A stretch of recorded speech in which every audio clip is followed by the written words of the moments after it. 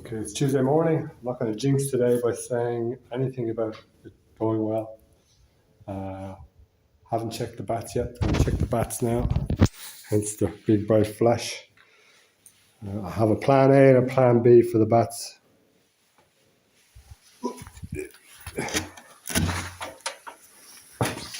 So, plan A is they're gone.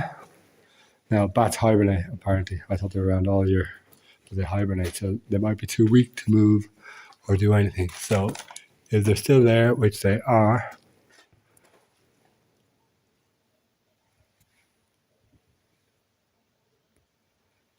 I am just going to put the beams back in and leave them be. So I'm going to cut the beam shorter.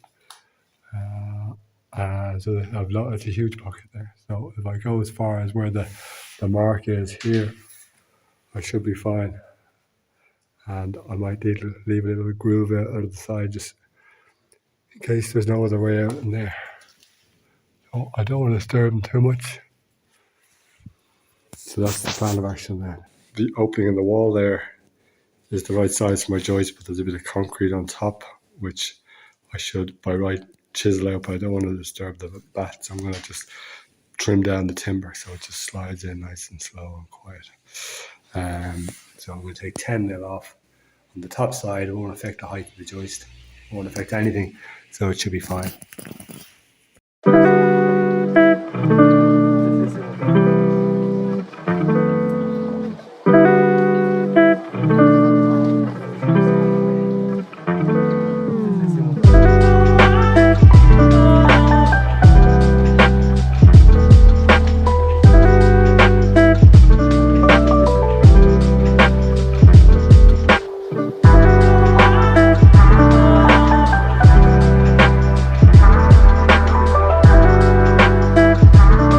One beam almost there. I just need to push it in the rest of the way now.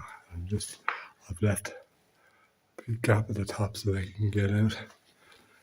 I'm just checking. I don't want to shine the light too much. I'm about to put the second beam in now. I haven't been doing any hammering or knocking. I've just been using the crowbar and levering to get stuff in. Bat's still there, which is good.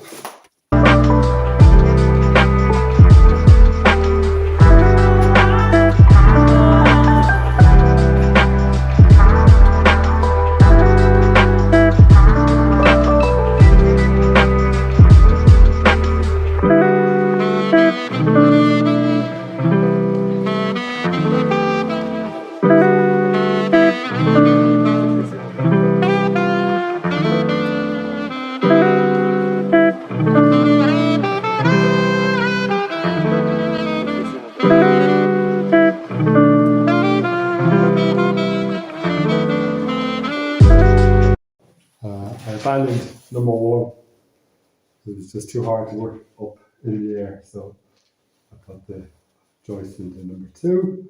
We'll do number three now, so we'll have a platform at least to get out there and shimmy the last one in. There's a joist tight against it, so there's very little wiggle room on this side. Whereas here, for these two, there's loads of space. But tight to the wall, there's very little wiggle room. So I get number three in now. I'll be happy.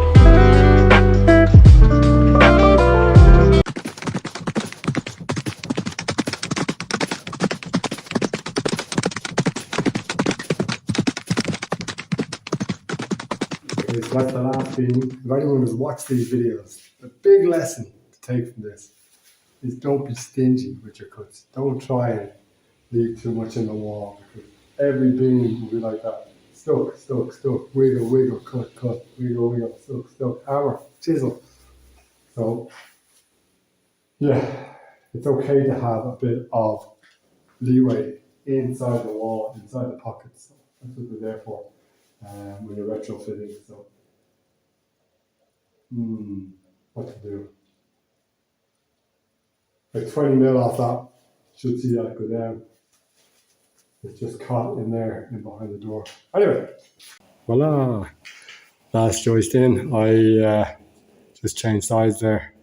Instead of going in this side first, I went in this side first, and I was able to come in through the open door, and then there was enough space. I left it just the right length to get past that other joist that's in the wall there.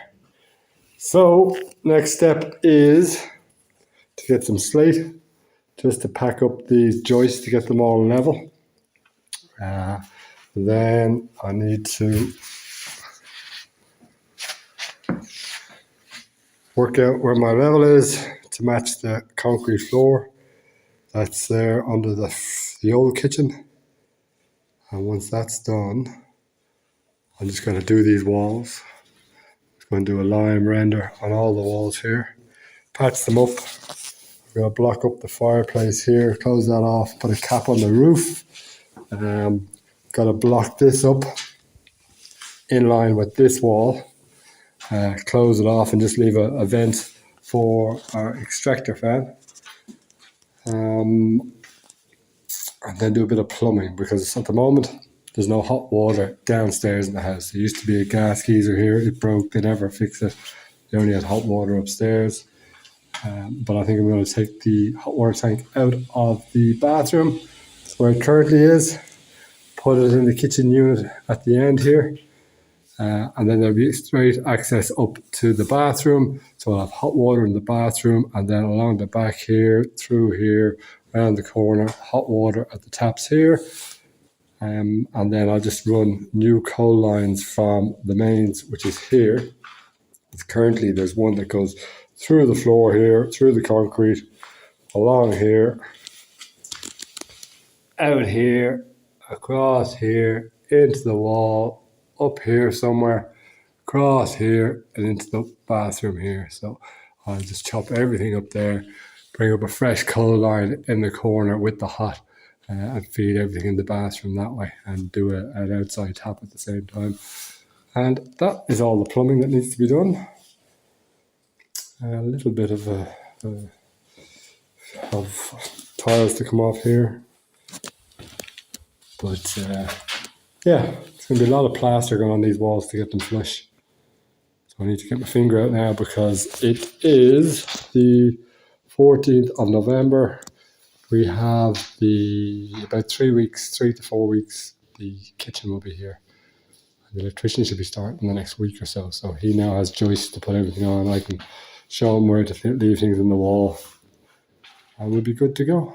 So day 3 of putting the floor in. We lost a day due to the joists here, the bats, the joists here, and general messing around. So back on track now. Get this level, get it sheeted off, and then we can do the walls before we do the floor.